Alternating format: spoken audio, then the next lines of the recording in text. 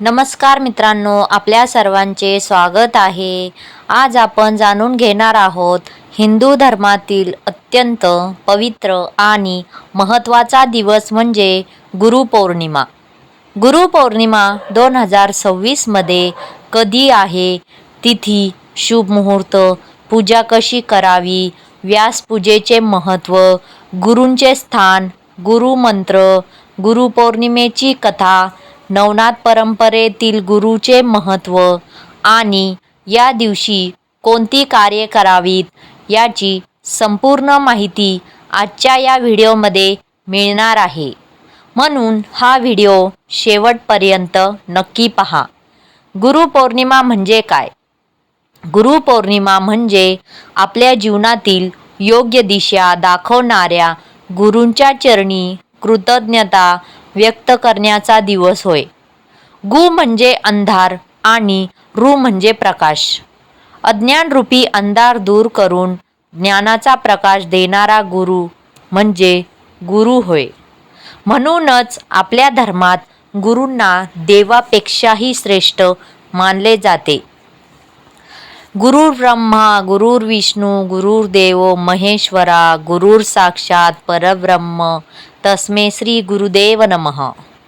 2026मध्ये गुरुपौर्णिमा 29 जुलै 2026 बुधवार या दिवशी साजरी केली जाईल.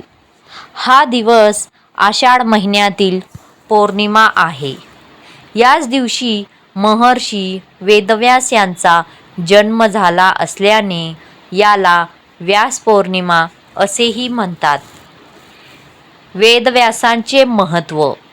महर्षी वेदव्यास यांनी 4 वेदांचे विभाजन केले, महाभारताची रचना केली, 18 पुराणांची निर्मिती केली, श्रीमद भागवतगीता महापुराण दिले. म्हणून त्यांना जगातील आद्य गुरु मानले जाते. गुरुचे स्थान.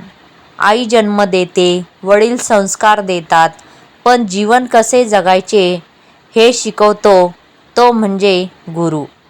संत कबीर म्हणतात, गुरु गोविंद दोऊ खडे काके लाय पाय, बलिहारी गुरु आपल्या गोविंदा दिये बताय.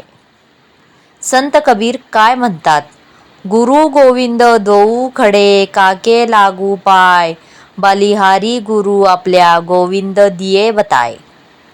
चला तर मग आपण जाणून घेऊया गुरुपौर्णिमेची कथा.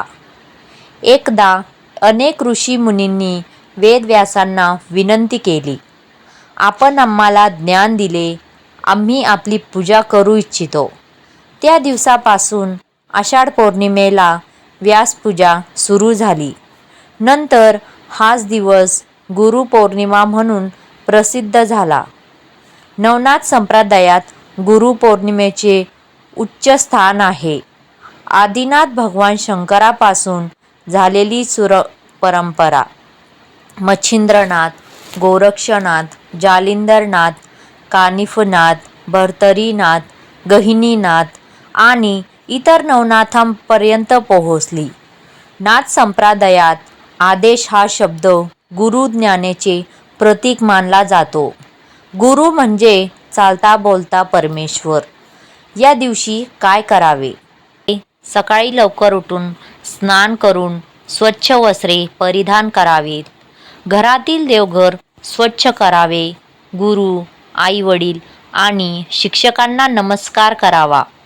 वेदव्यास, दत्तात्रेय आपल्या सद्गुरूंचे पूजन करावे.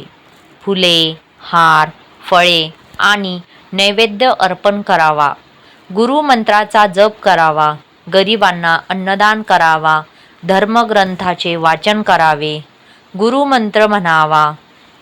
गुरुर्ब्रह्मा गुरुर्विष्णू गुरुर्देव महेश्वरा गुरुर साक्षात परब्रह्म तस्मै श्री गुरुदेव नमः. या मंत्राचा 108 वेळा जप करावा. खूप शुभ मानले जाते. गुरु म्हणजे एक व्यक्ती नसून तो एक विचार आहे, एक संस्कार आहे, जीवनाला दिशा देणारा प्रकाश आहे. गुरूंचा आदर करणारा मनुष्य कधीही जीवनात एकटा पडत नाही.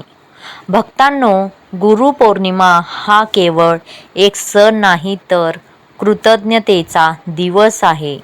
ज्यांनी आपल्याला ज्ञान, संस्कार, जीवनाची दिशा आणि अध्यात्माचा मार्ग दाखवला. त्या सर्व गुरूंना वंदन करण्याचा हा पवित्र दिवस आहे.